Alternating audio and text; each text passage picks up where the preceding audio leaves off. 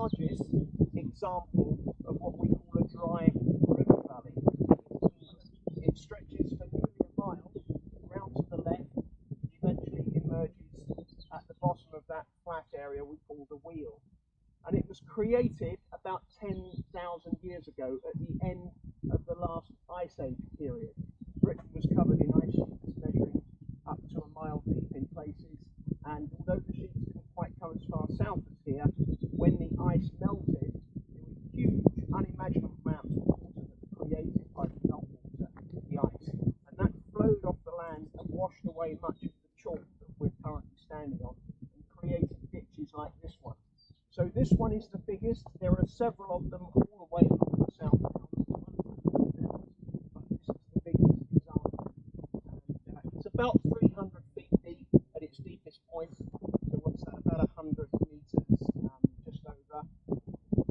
And interestingly, 130 years ago, roughly, all of this site was, can you believe, I think. Really? I'll show you in a minute. I'll show you photographs. Here, all over this land bit we've just walked from the van round on that top area, it was full of exciting things: swings, slides, roundabouts, roller coasters, helter skelters, coconut shides.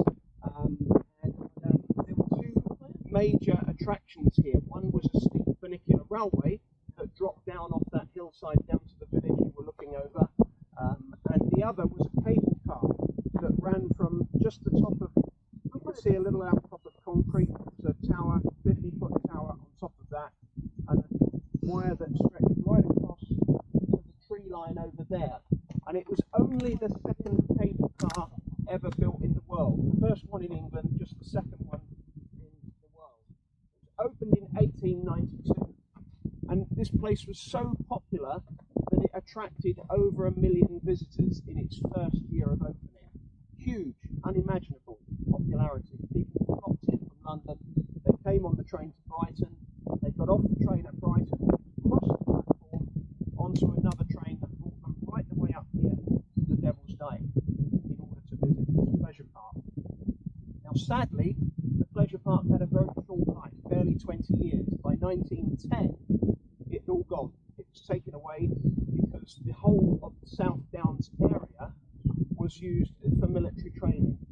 Politicians in London by 1910 knew that a war in Europe was imminent, and they decided to dedicate this area for military training, and so all of the theme park here had to be removed, and there's not a trace of it left apart from that about prop of rock where the tower used to stand, and also the remains of the funicular railway that was back to the little building where the cattle were next to the hill fort. So it's all gone, but it's still a wonderful place where people like to come and walk. And one of the reasons for that is because this is so dry. We call this a dry river valley for a very simple reason. No matter how much it rains here in England, and it does a lot, 4 or 5 days sometimes non-stop, that bit down there, you can walk through there 365 days a year without getting your feet wet. It never becomes a stream, puddles, or wet. You get a little bit of mud on your shoes if you breathe that, but it never becomes a river or stream. The reason for that is what we're stood on. This is chalk. Chalk everywhere here, and chalk is porous. It sucks up the water.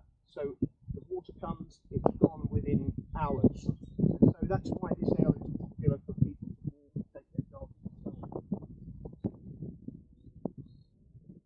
So you might be wondering, what's all that got to do with the devil? Why is it called the Devil's Dyke? The answer is nothing to do with geology, it's nothing to do. It's to do with Old English legend. And if you go into a library and dig out one of those big books, you know, the big heavy ones with the leather cover, you pick it up and you blow the dust away and open up the front cover and you read the words, "Once upon a long, long time ago." Well, according to legend, once upon a long, long time ago, the devil came here to Sussex. And when he came here, he didn't like what he could see down in the wheel. He could see people building houses and churches. That made him angry.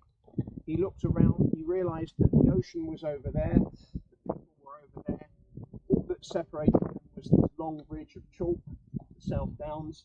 So he had an idea that if he dug a ditch through the chalk to the sea would come in and wash away all the people, all the houses, all the churches, and life would be good again. So that's what he did. But he never finished it. He only got as far as here. He was outsmarted by a little old lady who lived over in the east, the other side of the scrub. She confronted the devil, made a challenge that he should finish it by sunrise of the following day. The devil, sadly, happily perhaps, never finished his task, and he was banished from Sussex forever. He was put under the curse of the Almighty, never back to Sussex. And so Sussex is free from the devil. You are safe all day today because we're in Sussex all day long.